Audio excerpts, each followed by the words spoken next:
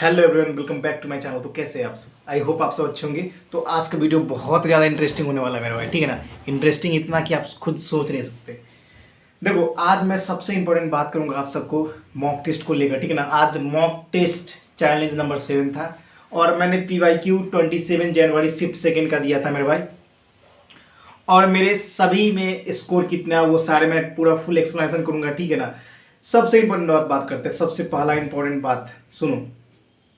देखो, मेरे स्कोर आया है 138 नंबर, 138 मार्क्स, 138 मार्क्स आए हैं, ठीक है। और सबसे इंपॉर्टेंट बात ये है कि जीके में मेरे 32.5 मार्क्स, समझ रहे हो। 32.5 मार्क्स मेरे जीके में आया है। मेरे मैथ्स में 37.5 मार्क्स, जो कि ये क्वेश्चन बहुत ही इजी क्वेश्चन मैंने गलत कर दिया, नॉर्मल माइनर मिस्टेक हो गया। क्या कर सकते हो गया तो हो गया। फिर बात करते हैं रीजनिंग की। तो रीजनिंग की थोड़ी स्कोर मेरी कम रही, 34 मार्क्स ही रहे, ठीक है ना, क्वेश्चन गलती होने की वजह से। और फिर बात करते हैं फिर आपके जीके की। 32.5 आया और साथ के साथ इंग्लिश में 35 नंबर आया, ठीक है ना। 2 क्वेश्चन उसमें भी गलत हो गए, तो मेरे टोटल क्वेश्चन सही हुए 71। मैंने अटेम्प्ट किए थे 79, 8 गलत हो गए, ठीक है। तो देखो, आप सब बहुत पूछ रहे थे ना भैया कि स्कोर नहीं बढ़ा, स्कोर बढ़ेगा क्यों नहीं? बढ़ेगा मेरे भाई, बशर्ते आप मेहनत कर रहे हो कि नहीं। सबसे इंपॉर्टेंट बात वो होती है। आपको बोला था हम रेगुलर मॉक टेस्ट लगाओ, स्कोर बढ़ेंगे, धीरे धीरे बढ़ेंगे और जरूर बढ़ेंगे भाई, समझ गए। बढ़ने ही है, स्कोर लगातार करोगे। अगर किसी टाइप को नहीं समझ आता तो उसको समझ जाओगे, उसको एनालिसिस करो, ध्यान दो, हो जाएगा। अब आज सबसे बड़ा मुद्दा क्या है कि जीके में कैसे मैंने इतना स्कोर किए। देखो, ये वीडियो जैसे ही खत्म होगा आज मैं करूंगा क्या, ग्रीन रेवोल्यूशन। इंग्लिश हिंदी मत करना बस, ठीक है ना। ग्रीन रेवोल्यूशन के डिटेल्ड, जो छोटा हमेशा एग्जाम में आता है, कितने परसेंट क्या है, कहाँ आपका बोरलॉग साहब ने वर्ल्ड में दिया था, इंडिया में स्वामीनाथन दिया था, उसके एक्सप्लेनेशन जो एग्जाम में हर बार हंट करके पूछा जाता है, बार बार पूछा जाता है, वो मैं अपलोड कर दूंगा टेलीग्राम पे। सारे ज्वाइन हो जाना मेरे भाई।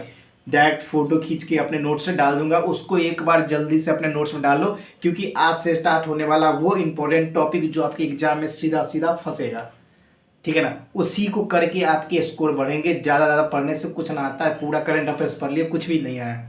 तो करंट अफेयर्स का कुछ ना कुछ जुगाड़ मैंने कर रखा है, आप सबको डेली प्रोवाइड करते रहूँगा। ज़्यादा नहीं, एक पेज ही करूँगा, 10 दिन में 10 पेज हो जाएंगे, 20 दिन में 20 पेज काफ़ी है। उतने में से देख लेना। आप 12 से 15 क्वेश्चन नहीं कर पाए ना तो मेरा नाम बदल देना मेरे भाई, समझ गए। तो देखो, ये बात सुनो मेरे भाई, मैंने 138 नंबर कैसे लाया। सबसे इंपॉर्टेंट बात है भाई प्रैक्टिस का गेम है। और सबसे इंपॉर्टेंट बात है, जीके में 32.5 कैसे आया। जीके को स्ट्रॉन्ग करना तो जीके को पढ़ना पड़ता है, बहुत सारी चीज़ों पे कमांड करनी पड़ती है, चाहे पॉलिटी पे, हिस्ट्री पे, ज्योग्राफी पे, इकोनॉमिक्स पे, केमिस्ट्री पे, बायोलॉजी पे, फिजिक्स पे, बहुत सारे टॉपिक है। लेकिन देखो, सिस्टम क्या है कि आपको उस चीज़ों को पढ़ना है जो अभी ट्रेंडिंग में है। बहुत सारे भाई बहुत कुछ पढ़ते जा रहे हैं, लेकिन उनको पता ही नहीं चल रहा है कि जीके में आखिर क्वेश्चन कहाँ से पूछा जाएगा। वो चीज़ मैं आपको करवाऊंगा, समझ गए। बाकी रही मैथ्स की, तो मैथ का मैं नहीं करवा सकता मेरे भाई, क्योंकि प्रैक्टिस आपको खुद करना होगा। खुद कैसे? आपको मॉक टेस्ट एनालिसिस करना होगा, ज़्यादा से ज़्यादा क्वेश्चन को प्रैक्टिस करना होगा। PYQ चाहे डिफ कुछ भी जो लेवल के क्वेश्चन आता है उसको सॉल्व करना पड़ेगा, अंडरस्टैंडिंग बढ़ानी पड़ेगी, कॉन्सेप्ट देने पड़ेंगे, ठीक है ना। उसके लिए बहुत सारे लेक्चरों की जरूरत पड़ेगी आपको। तो उसके लिए तो खुद आपको प्रैक्टिस करने पड़ेंगे। अगर बोलोगे क्वेश्चन प्रैक्टिस के लिए तो वो मैं अपलोड कर सकता हूँ, लेकिन इंपॉर्टेंट ये नहीं कि मैं क्वेश्चन दूंगा तो आप सॉल्व भी करते हो कि नहीं, ये सबसे बड़ी बात है, ठीक है। तो ये सारी बातों को समझो, ठीक है ना। रीजनिंग का बोला, जो इंपॉर्टेंट टॉपिक उसको कवर करना। रीजनिंग में मैक्सिमम बच्चों का ठीक ठाक मार्क्स आ ही जाता है, ठीक है ना। 30, 32, 35, 36 तक, 40 तक ले ही आते हैं सब। लेकिन सबसे इंपॉर्टेंट बात है आपका जीके का फंसाता है। बहुत सारे भाइयों को इंग्लिश या हिंदी फंसाता है। भाई मैंने इंग्लिश से देता हूँ, इंग्लिश में पिछली बार 2-3 बार बहुत गलत हो रहा था, 27 कभी 25 नंबर, लेकिन आज मैंने पूरे धैर्य से दिया भाई, 35 मार्क्स मेरे आए। और एक चीज़ बता दूँ आपको, एक चीज़ बता दूँ मेरे भाई, ये मॉक टेस्ट में जो नंबर देखते हो ना, उससे अपने आप को जज मत करो कि मेरा कम आ रहा है भाई, मैं क्या करूँ, मेरे कम मार्क्स आ रहे हैं, एग्जाम में भी ऐसा होगा। ऐसा नहीं होगा, क्योंकि आपको सारे के सारे जितने भी शिफ्ट PYQ दे रखे हैं ना, सबको कंप्लीट करना है बारी बारी से, समझ गए ना। वो कंप्लीट करोगे कहानी, फिर आप सारे कॉन्सेप्ट को क्लियर कर लोगे। एक चीज़ और बताता हूँ, सिर्फ कंप्लीट करने से नहीं होगा, उसके साथ साथ आपको कॉन्सेप्ट की भी क्लियरिटी होना बहुत ज़रूरी है, वरना फिर से उस पेपर में उससे पेपर को थोड़ा भी शिफ्ट करेगा तो आप फंस जाओगे। तो कॉन्सेप्ट क्लियरिटी मैं बार बार बोलता हूँ मैथ्स के लिए इंपॉर्टेंट है मेरे भाई।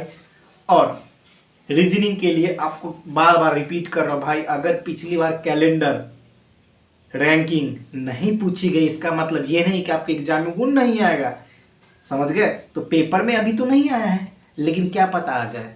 इसलिए जो जो टॉपिक है रीजनिंग के, सारे टॉपिक के थोड़ा थोड़ा बेसिक कॉन्सेप्ट कम से कम एक बार देख लेना, समझ गए। अभी तो मॉक टेस्ट में आपको नहीं दिख रहा होगा कि भाई कैलेंडर आ ही नहीं रहा है। मैंने कल क्वेश्चन अपलोड किया, मात्र एक भाई ने आंसर दिया है, समझ रहे हो। इस चीज़ों को ऐसे करोगे तो नहीं होगा काम, समझ लेना इस बात को, समझ गए। और सबसे इंपॉर्टेंट बात ये है मेरे भाई, ये है कि आपको जीके पे फोकस उतना ही करना है जितना ज़रूरत है। ये नहीं कि बहुत चीज़ पढ़ लिए फिर काम हो जाएगा गड़बड़ आपका। बाकी सब्जेक्ट पे ध्यान दो। बहुत सारे भाइयों को इंग्लिश सिनोनिम एंटोनिम कहाँ से पढ़ते हो उसके भी पेज में अपलोड करूँगा, एक एक पेज, ताकि आपको कोई भी प्रॉब्लम होने की जरूरत नहीं। एक वर्ड के 10-10 मीनिंग रखे हैं, और जितने भी वर्ड मैं दूंगा ना वो सारे PYQ वर्ड है। बस उसको बारी बारी से देखते जाना मेरे भाई, याद ना होगा ना, याद हो ही जाएंगे। वो तो मेहनत आपके ऊपर है। बहुत सारे ट्रिक्स भी होते हैं याद करने के, लेकिन वो आपको खुद बनाना पड़ेगा। क्योंकि देखो कोई भी चीज़ ना शॉर्टकट नहीं होता भाई, मेहनत खोजती है। लेकिन कम टाइमों में क्या चीज़ करना है वो सबसे इम्पोर्टेंट बात है कि आप PYQ को देखो और उसे एनालिसिस करो कि कहाँ से ज़्यादा क्वेश्चन पूछे गए हैं। अगर भाई आपके क्वेश्चन पूछे जा रहे हैं नीति आयोग से, तो उसके बारे में पता होना चाहिए ना कि चेयरमैन कौन है, CEO कौन है, वाइस चेयरमैन कौन है, ये सब पते होने चाहिए। ठीक है, कब इस्टेब्लिश किया गया था, ठीक है, ये सब बातें समझो, ये सब जरूरी है। अगर मान लो ग्रीन रेवोल्यूशन पूछा तो आपको ये पूछना चाहिए ग्रीन रेवोल्यूशन डॉक्टर बोड़ोलक साहब थे वो कहाँ के थे, सबसे पहले वीट कब कहाँ यूज किया था, इंडिया में कब आया था, किस चीज़ पे सबसे ज़्यादा फोकस किया गया था, किस प्लांट पे, किस क्रॉप पे। तो ये सारे चीज़ को खंगाड़ के मैं दूंगा आपको। आज मैं ग्रीन रेवोल्यूशन के बारे में अपलोड करूंगा, ध्यान से वीडियो को पूरा इसलिए बोलता हूँ, देख लिया करो, समझ गए। स्कोर आपके भी बढ़ेंगे धीरे धीरे करके, पैसेंस रखो मेरे भाई, धीरे धीरे रे मना धीरे धीरे सब होए।